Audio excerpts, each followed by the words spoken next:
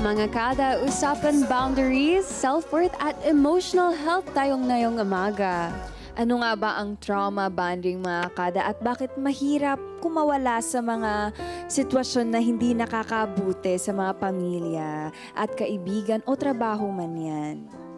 Kaya naman, let's share the topic this morning kasama ang ating na-miss na nagbabalik na si Coach Anton Reyes. Good morning, Coach. Good morning, Good morning. Good morning, everyone. Yan, Coach. Nami-miss ka talaga namin, hindi lang nasa script. Totoo ito, sa totoong buhay. Alam mo kasi, ang mga babae, di ba, usually ang dami nating gusto i-discuss. Minsan kapag nadidiscuss natin yan sa loob ng bahay, parang tayo pa yung problema. Oo. Open up natin yun. Yes. Trauma ba ang tawag dyan? Ano po yung tong trauma bonding? At paano ito nabuo?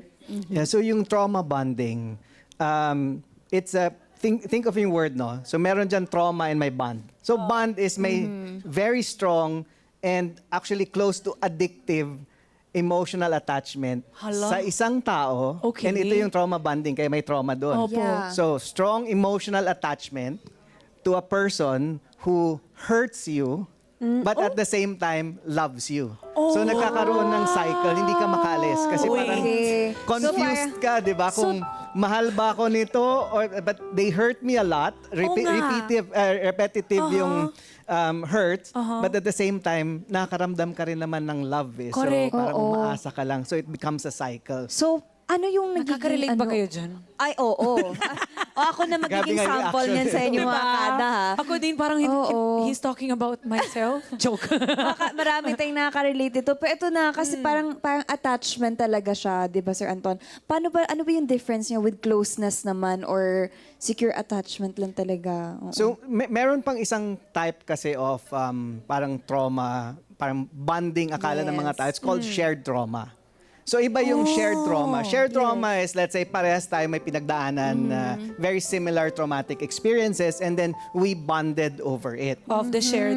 Yeah, so meron oo. kayong similar experiences and because of that, mas madali kayo nakarelate sa isa't Correct. isa and you feel like you understand Ay, meron kami each dito. other. Oo. Kami tatlo dito. Yes. Itong tatlo share na present ngayon. Diba? We share a trauma. No, so, pag ganon, sige, go ahead. Yeah. Sorry, no, kasi I was confused kanina. I thought the trauma bonding also meant shared trauma. Same. That's why earlier I said parang all of my friendships are trauma bonded kasi. But hindi pala. Yeah. So there's a difference between sharing trauma with someone and creating closeness with that. And then there's a difference between having a bond with someone who you're traumatized with but Correct. then you Yes, also love. Exactly. Diba? So, common misconception yun na kasi it sounds the same, eh, di ba? Yes. Trauma, bonding. Nag-bond kami over trauma. Trauma. But technically, it's different. One is not necessarily healthy or unhealthy. The other one is just, it happens. Nag-bond kayo over a shared trauma. Yes. The other one is very unhealthy. The trauma bond. The trauma bond is unhealthy kasi usually merong abuser and may victim. I will give layman's term para sa mga kada na nanonood sa atin para makapag-relate din kayo. For example, ako at isa pang cancer survivor, pwede kami mag-share ng trauma. Yes. Pero we're not causing each other trauma. Yes. Pero kami, ng isang tao na hindi ko maiiwan, pero feeling ko nasasaktan din ako sa kanya. Pero pag bumabalik kami magkasama ulit, okay na ulit. Yeah. Parang na-addict tayo doon sa feeling na parang may adrenaline of being okay with that Correct. person that Yes. causes the pain. Oo. Yan yung trauma bonding. Yeah, yun yung trauma bonding. Kasi sa trauma bonding, the person na nagdudulot sa'yo ng pain, ng hurt, ng lahat ng negative Opo. feelings mo, is Siya also din. the same person Who will calm you na down. nagbibigay sa'yo ng relief and love afterwards. Kaya, very confusing. Pag nasa Unhealthy trauma siya. bonding ka In a na way. relationship, very unhealthy kasi it's confusing the whole time. Parang hindi mo alam, mahal ba ako nito or hindi. Correct. Yes. Diba? Also, ano po yung dapat gawin natin Correct. sa ganun na situation? Kasi may mga kada tayo, hindi nila na-realize ngayon pa lang na, okay, yung ginagawa pala namin ng partner ko, bonded na yung relationship. What should they do about it? So I think first we have to understand yung cycle niya. Bakit Sige. ano ba yung meron dito, yung pattern? Like yung Yes. senyales. Oh, na yung yan senyales. dinadaanan Ano yung natin. nangyayari? So, to make it simple, para mas madali maintindihan, Oh. think of it na sa trauma bonding, merong highs, may lows, and may hook. High, low, and High, hook. low, and hook. Okay. So pag highs, it means emotionally sobrang saya mo. You feel loved, you feel accepted, you feel not really secure. Actually, walang security doon. Pero at I was that gonna moment, ask. no, Yes. parang nakakaramdam ka na may pagmamahal na nabibigay Or may sa'yo. pag-asa na magkaroon ng May security pag-asa, during no? that moment. And then yung lows ng trauma bonding is really low. Ala, may natamaan. Kasi Wait. di ba, Share. ang normal healthy relationship, may highs and lows naman lahat. Naman. Yes. Di ba? Meron naman, pero ganyan yung highs and lows. Pero Sa yung trauma low- bonding, yung low niya is really, really low. You feel awful about yourself. Parang you feel hopeless. You feel so You confused. blame yourself? You feel afraid. Sometimes you blame yourself. Kasi, well, partly you are at fault in Because you're causing it eh. Kasi You're not it's stopping a it. toxic Yeah. cycle eh. So meron ka ring role doon. Share Ito ba kayo, siya share kayo. Oo, ito ba siya, Sir Anton, like, both sides ba yung may nakaka-feel ng super down or one person side lang lang? talaga, Yeah, one it's side usually lang? one. Really? Oh. See. And who is Sakit. it usually coming from? Is it coming from the person who's doing the traumatizing events, or is it coming from the person who's affected most? The person who's doing the events or the person getting hurt by So it? think of it as may abuser and may victim. And when we say abuser, it's not always It's not na sinasadya violent. nila. Oo. Diba? Not all abusers Yes. are narcissistic na parang Yeah. they do it on purpose. Yes. Sometimes they're also just They're hurt. still They human din came naman. from woundedness. And then Correct. somehow, ito yung coping mechanism nila. So you have an abuser and you have the victim. The victim usually, siya yung pag nag-down Down.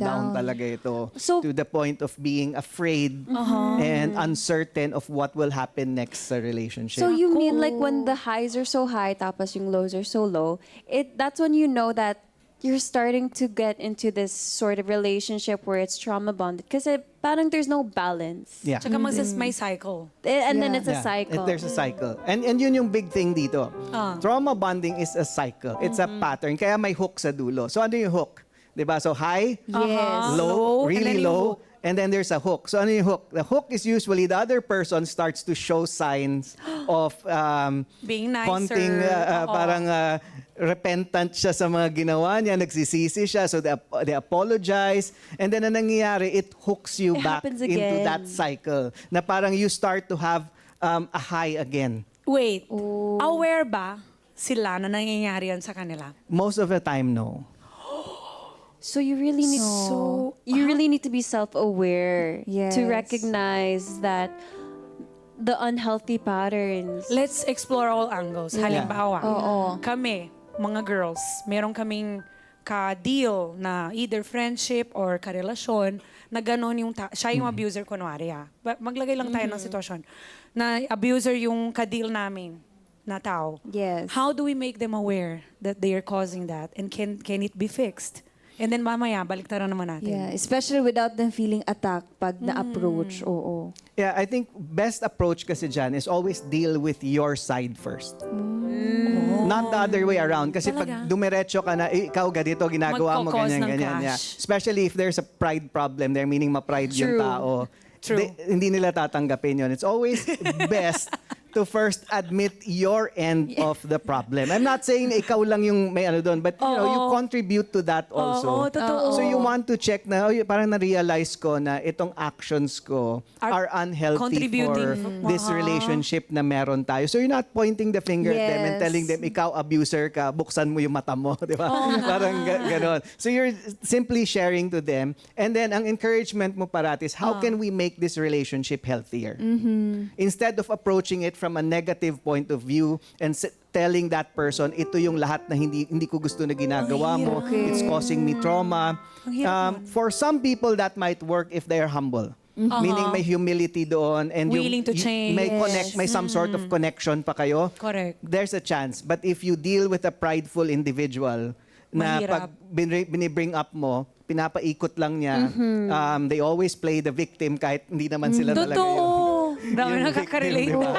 So sa'yo lang bumabalik lahat. Pag ganun yung nangyayari, yung best approach mo is simply lang na, how can we make this relationship healthier, safer? So, you share ano yung mga gusto mo mangyari to make this healthier, and I'll share also. And in that way, you bring something to the table, yung mga issues ninyo, without the other person being completely defensive. Okay, so it starts with accountability first sa side Sa sarili mo talaga. parati. Okay. And then like the steps towards making it healthy. Because for example, let's say you both agree, let's make this relationship healthier. Because everyone always says like we need to communicate more, we need to but sometimes it's not effective. So is there any like what are other ways?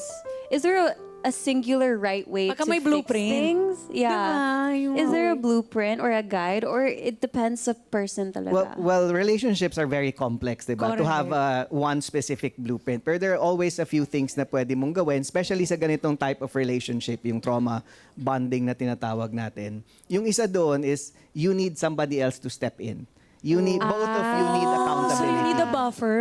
Kasi ang nangyayari sa atin parate, di ba, is that we try to fix our problem. So, especially kung, let's say, boyfriend-girlfriend relationship or in marriage, ang hirap na, imagine mo kasal ka na ganito yung relationship Yes. ninyo. Di ba? Ang So, it hirap. becomes very Oo. difficult.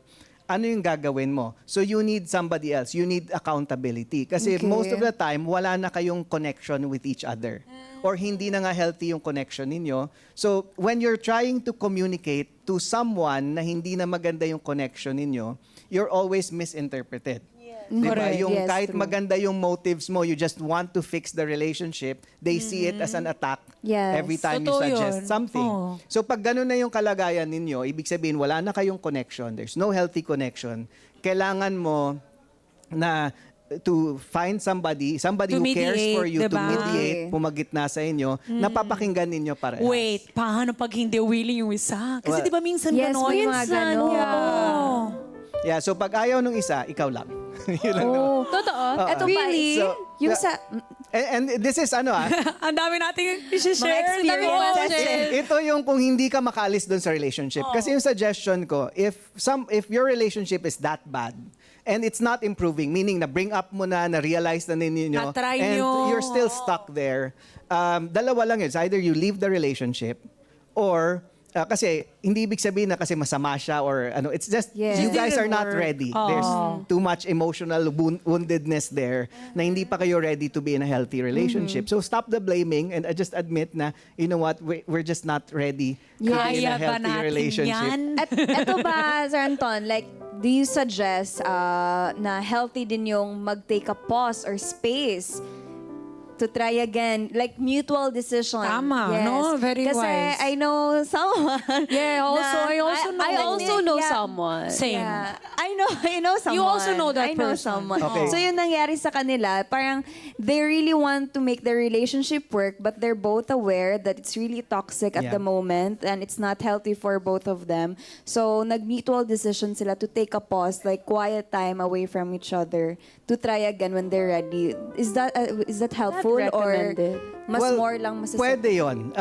Depende, no? Kasi whenever somebody takes a pause, ang question ko parate about that is, ano yung purpose ng pause ninyo? And what are you gonna do during the pause, during the time apart?